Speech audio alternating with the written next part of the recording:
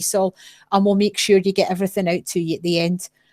If you have any questions as we go along, if I can ask you all to put them in the chat facility. And what we'll do is Laura and I will man the chat facility and we'll just collate questions, and it just allows our presenters to just focus on their presentation, and then we'll ask questions at the end and just make it easier. So if you can put your stuff in the chat. Also, as we're talking, if you think of any resources, links or anything that you want to share with each other, again, if you put those in the chat, Laura and I will collate everything at the end and we'll send it all out to everybody who's registered with us.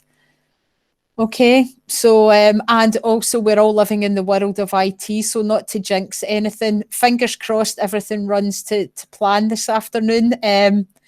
But yeah, here goes. So we're very lucky today. We've got 3 fantastic presentations for you. As you know, in our ESOL webinars, what we've been doing is every webinar we've been running in the last year, we've been doing like a showcase partnership, as it were, because ESOL is so different. The landscape all over Scotland is so different that each webinar we're just showcasing and we're asking an ESOL partnership just to come in and share a bit about their partnership, the challenges, the opportunities, just in the hope that there's maybe some potential links for you there, some learning that you can share. And always it's great just to know that you're not alone and that others are going through the same experience that you all are at the moment.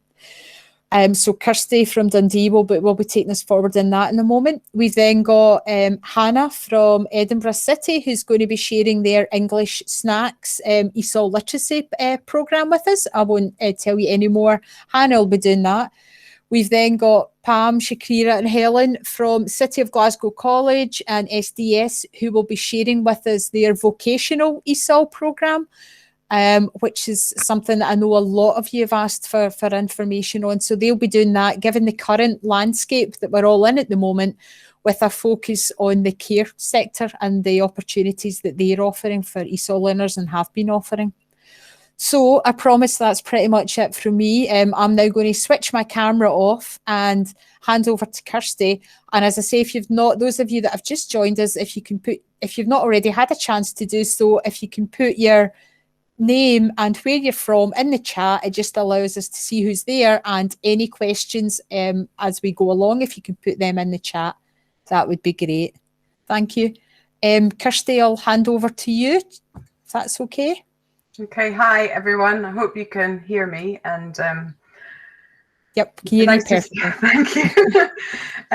So I work for Dundee City Council, and we're sharing the Dundee and Angus ESOL partnership with you today. And my colleague Nicola from Dundee and Angus College is also here, so you can please ask her questions as well. In the name of partnership, we've made a video so that we can hear everybody's voices. And so I'm going to play that. And again, if you don't hear the sound or something doesn't work, just let me know, please. And we'll see.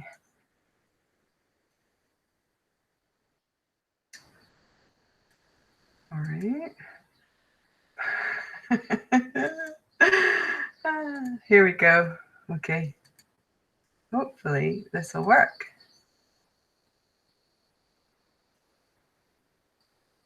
Angus, if you would know, it is a very small rural authority, so our ESOL learners tend to be quite spread out geographically. We also have a fluctuating number of ESOL learners because it very much depends. Sorry, Kirsty, for interrupting. It's Dara. It's very quiet from my end. Can I just stop a wee minute and just ask if the others are the same? Yeah, I thought this could happen. It's okay. Well, Kirsty, it's fine, honestly. See, if you want, if I've got your link as well. If you want, I'll try and sharing it, which will then let you keep an eye on the chat facility as well. Sure.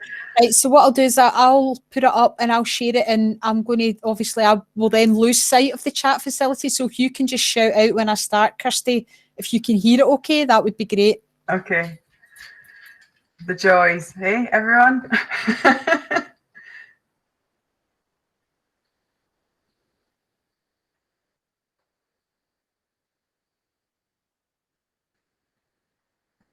Angus, if you don't know, it is a very small rural authority.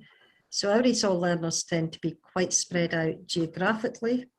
We also have a fluctuating number of ESOL learners because it very much depends on employability, what employability is available what businesses are recruiting. So we experience difficulties that other people in rural authorities will share and be well aware of, that aren't so much the case in bigger urban authorities. We struggle with things like transport. Learners are not able to transport themselves often from one town to the next, which means that we have classes, evening classes primarily, with very small numbers of learners, but we have lots of them dotted across the authority. Dundee's a very small city. You could probably walk from one side to the other in about 40 minutes. So we don't have any of the transport issues that our neighbours in Angus have to deal with. It's also a very diverse city. We've got a very long history of welcoming new communities in Dundee. And subsequently, we have a lot of ESOL learners. Our classes are very full. We teach around 150 learners in Dundee City Council classes at any one time. We have quite a big department across the two campuses, but most of it is in Gardyne, with 11 streams of full-time students in Gardyne and just 2 in Arbroath. We also have part-time courses on our portfolio and quite a number of classes which we provide in partnership with the Dundee and the Angus ESOL Community Partnership.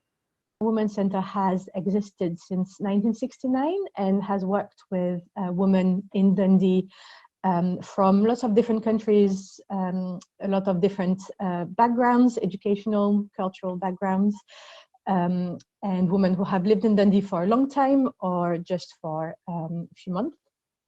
And we aim to help these women integrate in their new lives in Dundee, and to help them gain the confidence, the self-esteem, and the qualifications that they need to fulfill their dreams and their potential here.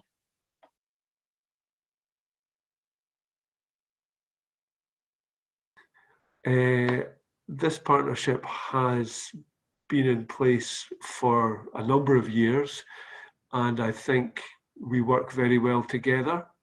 The strengths of this partnership are the staff on both sides and the lines of communication, which are open and honest and effective. So I think as a partnership, we get things done. The partnership isn't so much about distributing funding, although I think that's that is what first brought us together. But now we've developed to the point where really it's primarily around planning based on shared understanding of the data, based on joint evaluation and identification of need and demand. So that allows us to plan really well together. We carry out an annual survey of all of the learners across Dundee and Angus. And that helps us to understand where we're getting it right and where we need to improve. We use a variety of different budgets and funding models and core funding to work together because we think that's a good thing. So our staff work across a variety of different settings. We've got Dundee International Women's Centre staff deliver for us in community centres. Our Dundee City Council staff have delivered in the International Women's Centre. We've got college staff who are delivering in the community and in community centres and in the International Women's Centre. We've got Angus learners who've come and learned with us in Dundee before. So there's a lot of collaboration and there's a lot of richness from that, which is great. Since we've been delivering online, we've actually been able to move into more joint delivery. So for example, Dundee and Angus has been able to deliver classes with learners from both areas, and that's worked quite well for some of our learners. The other thing I think that makes our partnership work well is that we're very lucky in Dundee and Angus that our partners in Dundee and Angus College have a good understanding of community-based ESOL delivery, and they support that really well. First of all, we work with many women who are not able to attend college for various reasons. It might be because they don't have the confidence, they don't have a formal educational background, they have young children. It might be because the families do not agree for them to attend college setting. So the fact that the college comes to the centre in our local community and delivers college level learning has been fantastic. I mean, I believe we have a really strong partnership, and I think it works well because we have a respect for each other on a personal level, not just the leads, but the teachers and all the other people who are involved in making the successful courses. And I think part of that is that we accept that each organization works in a different way and that each organization has a unique contribution to make. And we're able to create provision that draws on that expertise and that difference from each one of those partners to provide something which is more meaningful and more relevant to our learners.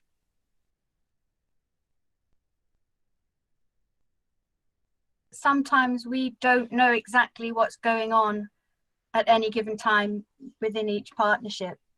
And I think if we knew more about all the provision that was being offered, maybe we'd be able to tie it in a little better. I think another of the challenges we have is the processes and the processes we have to go through and all the hoops we have to jump through behind the scenes, whether that's for funding or whether that's for getting a new course up and running.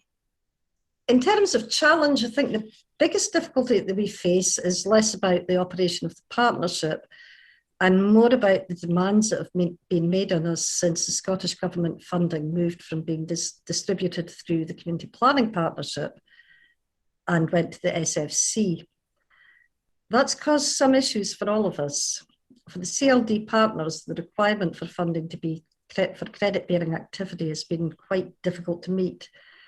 We're not even that clear yet whether this is or isn't the case. In Angus particularly, we've also struggled because historically our CLD delivery has been largely core funded, and the Scottish Government funding was used to allow learners to practice and improve their language skills in real life settings. We've also depended on childcare funding to allow parents who struggle to participate. So with these challenges in the past few years, I think it's really been the strength of the partnership and the way that we've all been able to work together that's allowed us to meet these and continue to deliver and get good outcomes for our learners across the authorities. One thing that has been very important is providing creche, and it has been both a strength in the past few years and also a challenge to keep getting the funding to provide childcare, so that these women feel that they can just go for it. The needs of the students in the community outreach centres tend to be very different.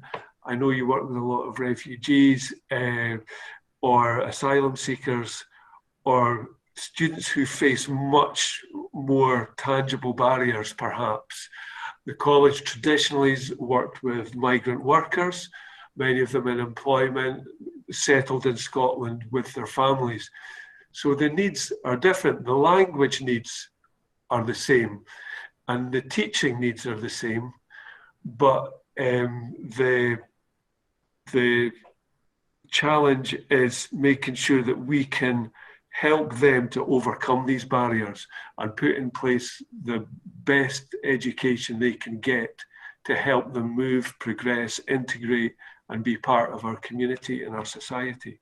For me, one of the challenges for the partnership is that our learners don't necessarily neatly fit into boxes, and their issues aren't necessarily issues that can be addressed through normal systems. So, for example, we have women who may be victims of financial abuse, so they have no access to their own money, although their husbands may be very wealthy, and therefore they would never be eligible for a childcare grant or for bursaries, and so will be prevented from moving on in their lives and in their learning.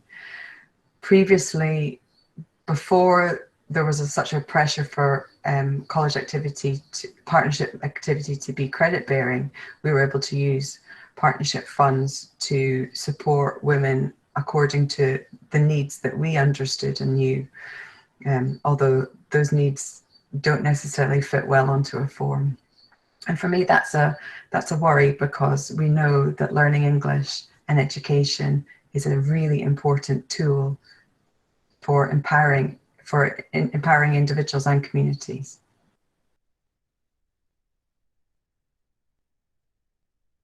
The transitional pathways came from a realization that some of our learners were struggling with college, and some of them had gone to college and applied to college and then had dropped out and thus lost one of their years of bursary funding.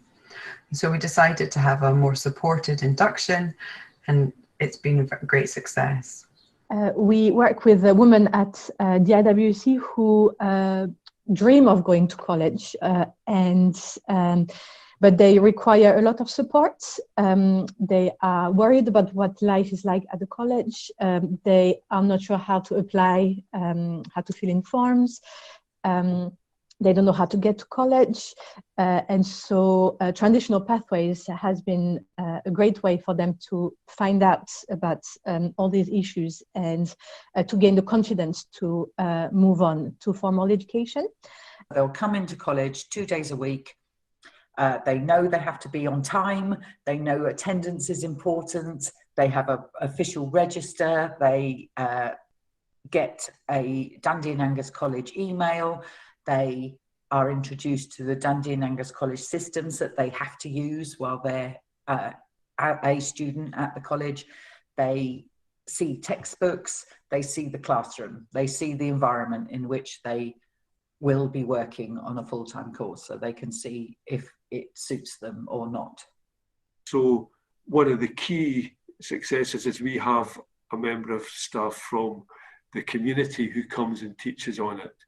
And similarly, we've got a member of staff at college who teaches in the community. So there are key links, and that is absolutely fundamental to making it work, because there's a familiar face. I find it very rewarding because I work in 2 places and I can see both sides, and it's very, gives you the satisfaction to see your learners progressing and trusting. I think one of the things that works well is that they can see, well, one is me. They see me. They've got me in the community, and then they've got me in college. And I think that helps because that's a person they know.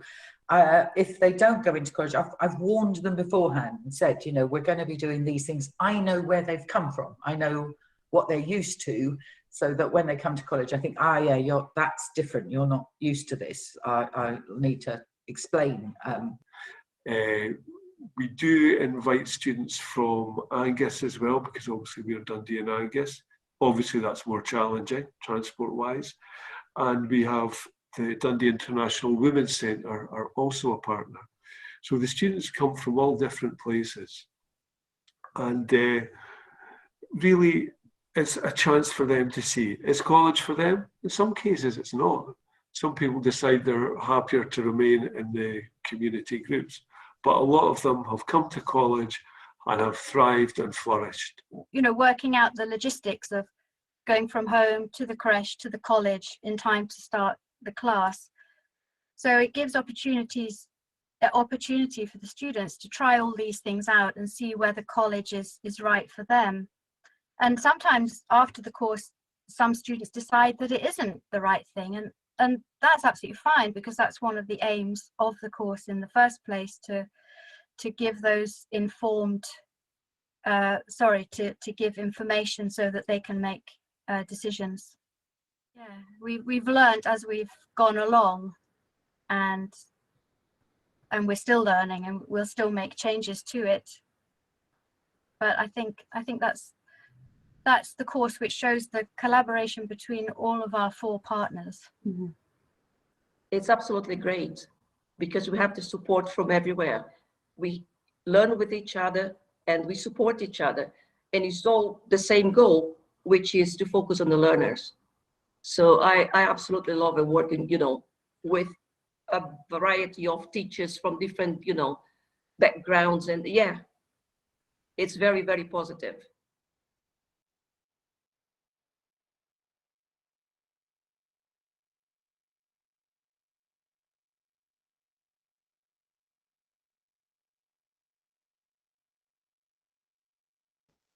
I'll hand back to you, Kirsty, to see if there's any questions. We've got a moment or two. Hi. Laura, sorry, did you notice, Laura? Sorry, I couldn't see the chat. If there was any No. questions there. No, you're okay. Yeah, because you were presenting. No, there's no questions for Kirsty now.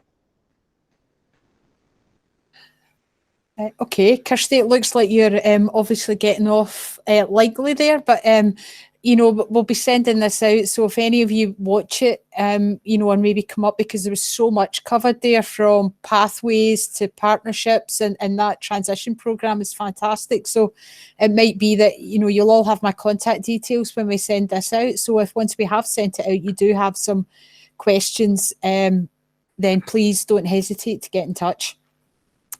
Okay, what we'll do then, in the interest of time, is we'll move on to Hannah and English snacks, if that's okay. Hannah, if you want to unmute, I'll mute myself and hide my camera. Okay. Hi, everyone. My name's Hannah. I work for the City of Edinburgh Council.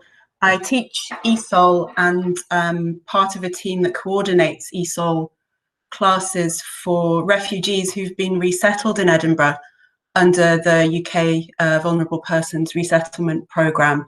Up until very recently, it was the Syrian Resettlement Programme. Right, I'm going to be talking today about how we created online learning resources for our ESOL literacies learners during lockdown. I'll just share my presentation. I'll try anyway. Okay. Hannah, while you're doing that, stay again. Laura and I'll do the same, and that we'll man the chat while you're sharing your presentation, okay, and then collate any questions that pop up. So hopefully you can all see my presentation now. Yep, perfect, Hannah. Yeah, thank you. Great. Okay, so what I'm going to talk to you about today is I'm going to talk a little bit about who we were before lockdown. I'm going to talk about what we did during lockdown and why and how a little bit, who we are now, and what the future looks like for us. Okay, so a little bit of background about what we did, what we were doing prior to lockdown. So we had 24 classes a week. We had some one-to-one home tuition. We were in 10 locations all around the city. You can see the little stars there. We had 11 tutors. We had roughly 100 learners, and about 90% of them were new to ESOL or new to literacy, so pre-entry in other words. And so it was busy project. And then coronavirus happened and our classes were suspended on the 17th of March 2020. And so, like everyone, we had to stop and we had to go online. But at the time, we didn't have an approved, agreed platform for teaching classes online. So we had to think, what can we do? How can we, we wanted to maintain a connection with our learners, as well as trying to make sure that they were able to do some English learning. So we had to think about what we can do, and we thought, so why don't we send links to online resources to our learners so that they can do some self-study. And so we started looking at online ESOL resources, and we looked at the pros and cons for our learners of what's available online. So the pros is there is a wealth of stuff online, ESOL resources online for all different skills, different levels, lots of stuff, and it's ready-made. We wouldn't have to do anything. But when we started looking more closely, we realized there were also some cons to what's available online. There's a bit too much. It takes a long time to sift through everything. The quality is variable, so you have to carefully select what you use. And this is the most important thing, is that there's not really that much, or there wasn't at the time, that much that's designed for ESOL Literacies learners. There's a lot of reading that you have to do to get to where you want to go, and also not just literacies learners, but the level of English that our learners speak. You know, there are lots of explanations quite often on things that it wouldn't be accessible to them, and meta language about grammar and stuff which it wouldn't be accessible. A lot of things that are at the right level are maybe not relevant or appropriate to the learner's needs or to their lives. Maybe it's too young, maybe it's just not right. And yeah, depending on people's digital literacy, it's not always easy to navigate things online. Yeah, access to technology. We did a survey at the beginning of lockdown to see what devices people had access to, and yeah, mostly it's just a smartphone. So, you know, you had to keep that in mind. So it would have to be easy to view from a smartphone. So we thought, why don't we create our own resources? And we came to YouTube. YouTube, pretty much everybody knows how to use it. It's easily accessible from any device, and most people will have seen a video on YouTube at some point. So we thought, why don't we create some videos and a YouTube channel? So when I first started thinking about this, and when we were first talking about it, someone said to me, are we not reinventing the wheel here, you know, when there's so much already available? And I thought about it, and no, we're not reinventing the wheel, and this is why. So we know our learners and they know us. So we wanted to design videos tailored, targeted to people we knew. So we could create content that was tailored to them, easily accessible. So one click, you're there, short, so that they could fit it into their lives and watch it whenever they wanted to. We could build on or revise things that we've already covered in classes before lockdown, at the same time as maintaining the relationship that we have, the connection between the learners and the tutors, and hopefully build confidence and independence in their English learning, because it might inspire them to go and look at other things on YouTube or even just in our channel. So English Snacks was born.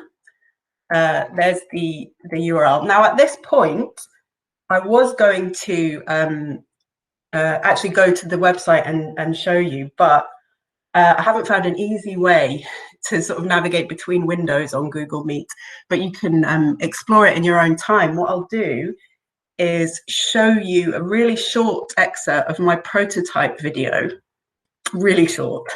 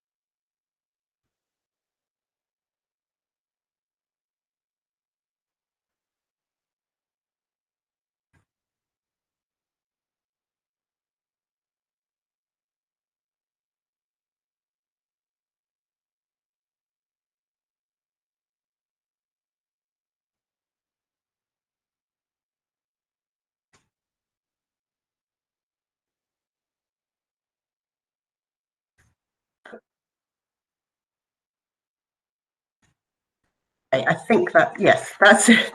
So that was my prototype video, an excerpt from my prototype video. And the idea was that there would be short videos that you could view, that could be viewed on their own, or that you could put together as a set. And I like the idea of snacks, so you could put them together to make a full meal, if you like. And so the idea behind that one, I chose family first. So the video 1 would introduce the vocabulary, video 2 would have sentences and questions, video 3 would maybe introduce some more complex vocabulary, and video 4 more questions. And that was kind of the idea of the videos. So a team of tutors, and you're seeing all their faces on the screen, went away and started to create some videos using my prototype as kind of like a template, a guide along the same lines. And so once we had a few videos together, we did a pilot. We had a focus group of 10 learners, and they were the slightly more able learners. And we sent them 2 videos a day for 1 week, and we elicited feedback on all sorts of things: ease of access, content and topics, the language level, the sound and the visuals. And we used their feedback to inform the next stage, which was the delivery, which we did by text message. We split all our learners into groups roughly according to level, and we sent them each week a text message with a link to one video or to a playlist of videos so that they could explore more. And we publicized the channel with their support workers and with our partners. And we were doing this every week, all through lockdown, right up until, and all through the summer, right up until October, when we got actual lessons online. So here's a little snapshot of the content of our videos. Some nice feedback. Some of the learners have Google accounts, and they log in and they leave comments and thumbs ups and things. And throughout the period, this is showing you statistics from the live period, if you like, where you can see the spikes, the weekly spikes when I send in views, when I would send the text messages. So it shows us that learners were engaging with the videos and watching them. At that time, we had 62 subscribers. I think we have 157 now, a lot more. So that was lockdown, and we're not in lockdown anymore. So I want to really quickly talk about who we are now and where English Snacks fits into that. So now we have classes online on Microsoft Teams. We have 12 online groups running twice a week. We've 7 tutors, and we've employed 2 Arabic and Kurdish speaking communicators. Because we have to do a lot of phoning and things, it's just easier if we have, because we don't have the face-to-face classroom connection, it's easier for people to speak to someone on the phone in their own language. And that's been really, really helpful to get people online, to get to grips with technology. We still have approximately 100 learners. People arrive, people move on to college, so it stays fairly steady.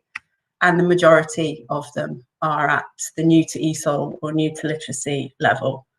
And we've changed our name. We used to be the Syrian Resettlement Project. Now we are the Resettlement Program, ESOL and Family Learning, to reflect the fact that refugees come from other places to be resettled in the UK through the scheme now. And so where does English Snacks fit in to what we're doing now? We have been creating worksheets to accompany the videos that we can send out by post, or some of them are in liveworksheets.com. We have and do use the videos as homework and in class time. to introduce vocabulary or to as part of a topic. And we have been sending links to the channel and videos to new arrivals before they start classes, and most recently using the YouTube channel to engage with learners who have been reluctant to come to online classes. They feel like they don't understand the technology or it's too difficult. So what we've been doing is sending them links so that to help to keep up some English, but also to give them a bit more confidence in their digital skills. So yeah, we've got a few people who were really reticent, really didn't want to come to online classes. So we have been sending them a link a week, just like we were doing during lockdown, and just getting some feedback and seeing how they get on with that. So what does the future look like? The answer is, I don't really know. So hopefully, when centres become available to us to teach face-to-face, we will have a blended approach. So some online, some face-to-face. We're going to continue to develop the channel. I have ideas for lots more videos, and we've had feedback of topics and things that people want. We will continue to use the channel for homework and for classwork, and to use it for learners who are taking a break from classes, maybe on maternity leave or recovering from an illness, so that they can still keep in touch with us and with English. And yeah, we'll continue to use it as a resource for learners who are reluctant to engage with formal class learning. Thank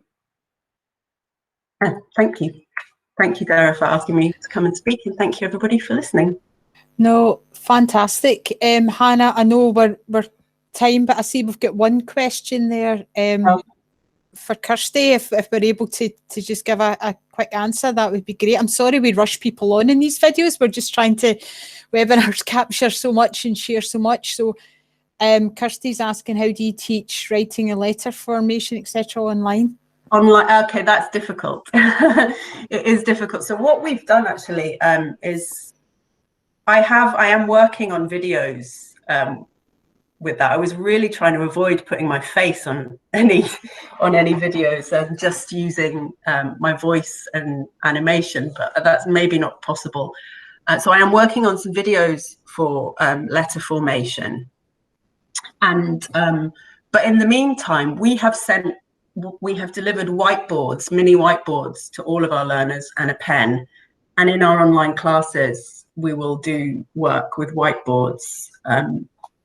That's still kind of a work in progress, that.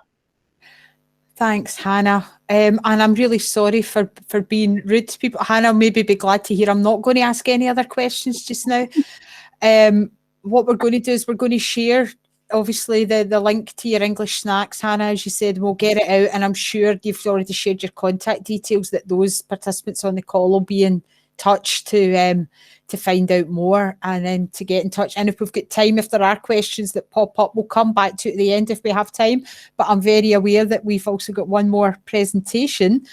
So what I'm going to do, if it's okay with you all, is just hand over to Pam, Shakrai and Helen from City of Glasgow College and SDS, and just give you guys a chance to set up your presentation. And if you want a hand doing any of that, and then I'll hand over to you, if that's okay, and let you introduce your program. No problem. I'll just get my presentation on the screen now. Just give me a second. This is my first time to share something on here, so just trying to. Don't worry about it. If it's not wanting to play ball, I can certainly share it on my screen for you, which will allow you to can you see now? Not yet. Okay, wait. Just a second. Can you see now what I'm trying to share? Oh, it's coming up. Okay. Yep, we can see it now. Fantastic. So you can see the first slide now, right? Yes, we can. So I'll Brilliant. Thank introduce you. myself first, and then give you an overview of what this presentation will cover today. My name is Shukriya. I work in Skills Development Scotland in the apprenticeship team. My role is to support people who come from disadvantaged backgrounds, like ethnic minority groups and ESOL students, to get into the apprenticeship program. And as such, we work with different partners. And for this particular project, we worked with City of Glasgow College and some of our apprenticeship learning providers. So I will be talking to you through this presentation with Pam today. So Pam, I'll get started and then you can come on your slides. So moving on, I'll just give you first a background and the purpose of the projects that we've worked on. So speaking with ESOL students, speaking with the college, we realized that, and as I'm sure many of you are already aware, many ESOL students come from their countries with really good, great experience, but some of them don't have the qualification or even the work experience in the UK. So that can cause an issue for people to find a job here. With that in mind, we thought that the concept of apprenticeships, which include working and learning at the same time, would be something suitable for ESOL students, just because some of them don't want to go back to college again or to university and start education all over again. And some people are just eager to get into work, but apprenticeship would give them this opportunity to work and to get a qualification at the same time. Also, our project was specifically focused on, one was automotive and the other one was care. So Pam will talk more about the project itself. But the people we talked to had this value or understood this value of care sector. So a lot of people wanted to get into care. Same thing with automotive, people having experience in working with cars, mechanics. So these two projects seem to be something useful for the students. The reason why we worked with City of Glasgow College is because basically City of Glasgow College is one of the biggest colleges in Scotland. I'm based in Glasgow, so I was looking to work with someone who is in Glasgow. They've been working for 20 years delivering ESOL, and they have so many students from all over the world. And the providers we worked with who delivered the apprenticeship program were LNG Learning, who did the care project with us, and GTG Arnold Clark supported us with the automotive project. Again, we will talk to you later what these projects involved. The reason why we worked with these two providers specifically is because of their interests in supporting diversity. I know that a lot of employers and providers say that they're really interested in diversity, but some of them are really proactive and some of them not so much. So these two learning providers were really proactive, like they had flexible age requirements, because some apprenticeships might be, even though apprenticeships are for everyone, but some of the sectors can be restricted in terms of age. And then these providers also had live vacancies. So it makes sense if you're working with a group of people at the end of the line to have opportunities available for them. And then also there is a really big need for a diverse workforce in Scotland, whether that's in social services or in other sectors as well, just to reflect the diversity of the Scottish community and to give people who arrive to this country opportunity to also work. The last thing, we thought that these type of projects will highlight the importance of partnership working. Basically, in SDS, we cannot by ourselves reach out to this group of people. So we need the college. And once we work with the college, we need an employer or a learning provider to offer us this practical work experience and also to offer us the work vacancies. So we need all of this partnership working to be able to achieve something at the end. So this is the project background in summary, why we did these two projects. So I will move on the next slide and talk more about the partnership working. How did we start working together? So the first step was SDS, myself, and the college and the learning providers met together. The next step was for SDS and the learning provider to deliver apprenticeship information session. Not everyone is aware of apprenticeships, especially people who are new to this country. So we organized with the college information session. The college signed up interested students, and on the day we did the session, the first one we could do it face-to-face, the Arnold Clark one, because it was in 2019. The second one was online. The college and the apprenticeship learning provider then work together to generate the vocational transition, the vocational ESOL content. And I think here is the importance of the college working with an employer or a learning provider, because if you're creating a content for students to use, then it would be useful to have that vocational aspect of it. So students would be ready to get into work. The college delivered the vocational course, which was kind of created with the support of the learning provider. And once the college delivered that course, the learning provider employment staff also met with the candidates during the ESOL course just to see how students are doing, what more resources they can find useful, and what other inputs they can add to the vocational course. And then students who completed the vocational course with the college progress onto employability program, if applicable, and some students are able to apply for apprenticeship straight away, so they don't need that extra support. And eventually the learning provider will support the students to apply for MA or for employment. The last step of this partnership work is to do some evaluation work, because we need to see how this partnership is working, like what we can improve in the future and all of that, and also identify case study. We will share a case study of this, a successful case study at the end. I think this is my part, so I'll move on to you, Pam, now, so you can speak more about the importance of credibility. Okay. Sorry, okay. I can't see if anyone is asking questions or raise your hands. Okay, can you keep clicking for me? Yeah. Okay, thanks. Okay. All right. The importance of credibility is becoming more of an issue. Just before I move on, I run a job club at the college, and at the moment that job club has moved online. So I have a website, and every week I trawl all the job opportunities and I put them onto the website. And it's increasingly obvious at the hundreds and hundreds of jobs available that post-Brexit, we don't really have enough people to fill the positions. And I don't think employers really recognise the pool of talent in the ESOL bubble, if you like. So I think the ESOL students will be at a premium shortly, where people will really want them and need them, in fact, to join the world of work.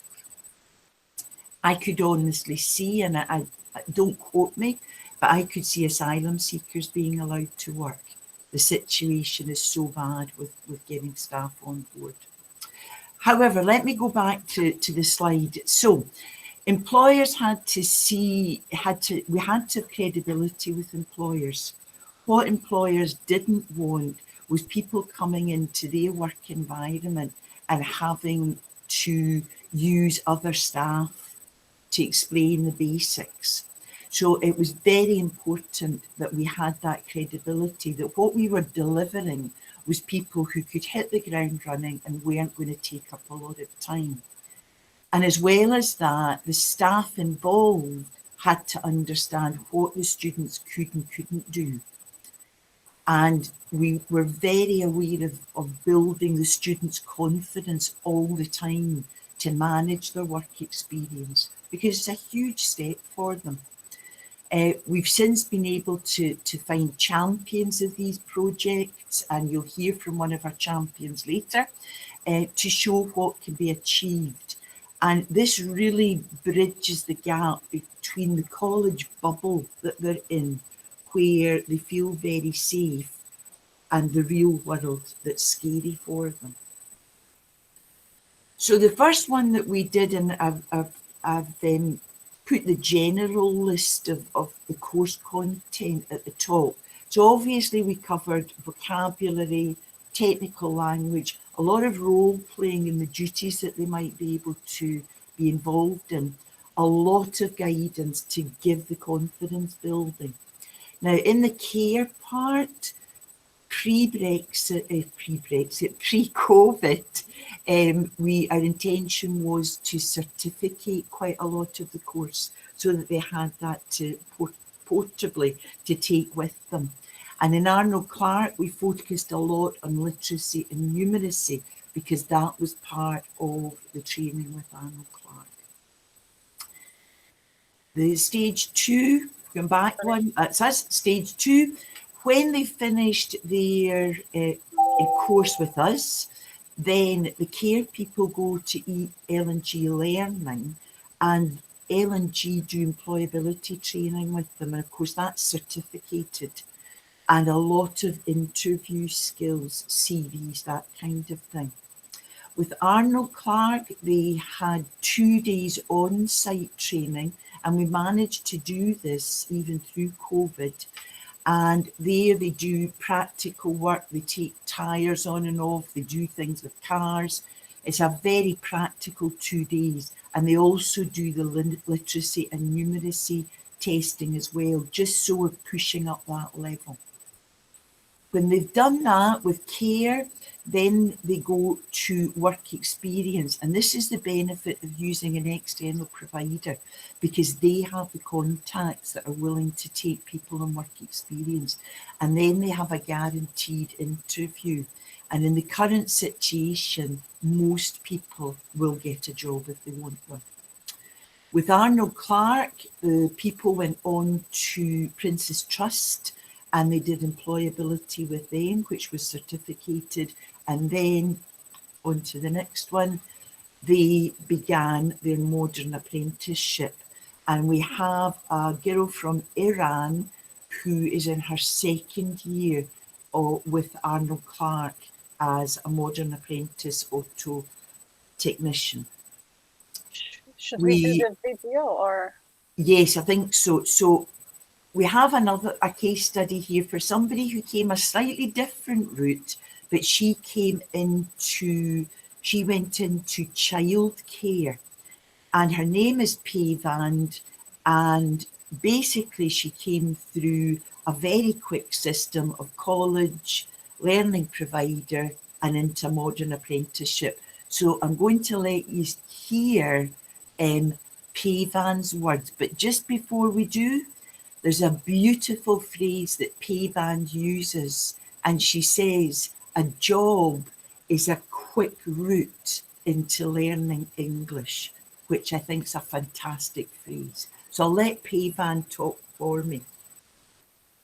Can you hear before? No. I'll try to. Don't worry, if you want, I can place the link. We can't have a go, and if not, I'll.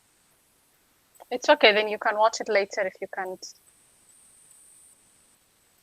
Deborah, could you do it, because it would be nice for people to see, I think. Okay, just give me a minute and I'll just put a wee bit of it on. I suppose we've only got a couple of minutes left, so what I was going to ask was, while I line up that video, because that would be a lovely way to end, if anyone's got any questions that they want to ask the two of you, and I'll line up the video and we can end the last few minutes on that. That would be great. Laura, sorry, I don't know if you're manning the chat, if there's anything popping up, and I'll get the video up. No, there's nothing in the chat at the moment, just a wee bit of sharing about how to make videos earlier, so that's fine. If you pop that up there, it's all good.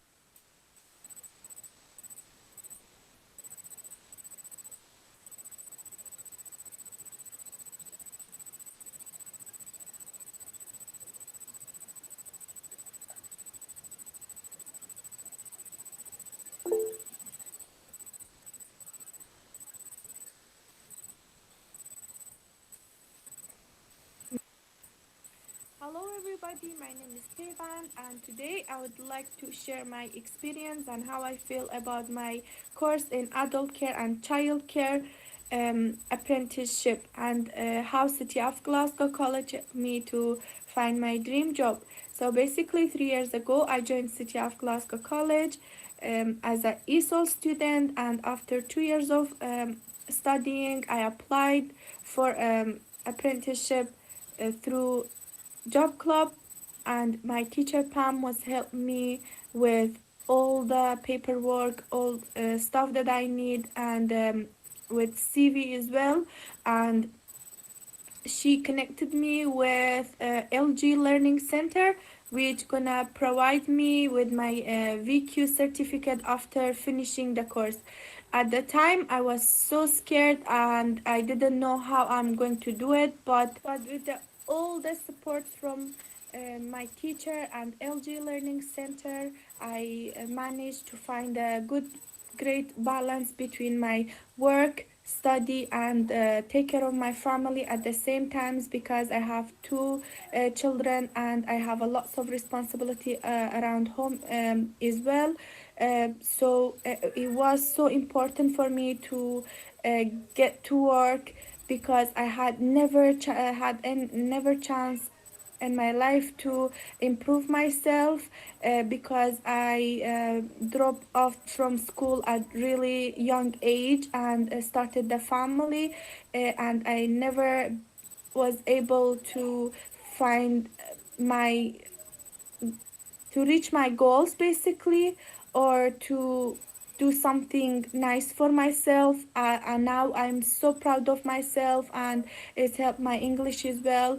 And believe me, if there is any shortcut for learn English, just go find a job and uh, just break this bubble around yourself, because I can see after 6 months my writings became very good, my vocabulary is grown very massively, and I'm really confident now when I'm speaking, because it's just something that just a skill that I every day use at my workplace with my all colleagues, all the children, and all families as well. It's okay to make mistakes, and sometimes it's get overwhelming for me, but I never give up. I look at it as a great chance and great opportunity for myself and my kids as well. They are super proud of me, and they are so happy for their mom to become a teacher. I hope one day.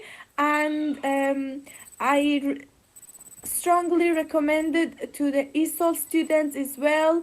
And I cannot thank enough all the people that helped me to build myself. And yeah, I'm so happy, and I think it's the great choice in my life and the best decision I have ever done for myself. Thank you for being my listeners today. Wow, what a phenomenal message to end on. We're going to hang on for a minute or two for questions for those of you that can, but I'm conscious that we're now running a minute or two over. For those that have to leave, I just wanted to say a massive thank you to all of our presenters today. 3 incredibly different presentations. I'm sure we've all taken lots from them. You'll get all the presentations, you'll get all the links, you'll have everything sent out to you. We're also going to be sending out an evaluation link, because like yourselves, we're looking at moving forward and what do we do with these webinars. So really appreciate if you take the time to fill it in. So thank you again. For those of you that can hang on for a minute or two, if you have questions, we'll still be here, but I can't think on a more positive note to end any webinar on. So thank you very much, everybody, for your time. Thank you.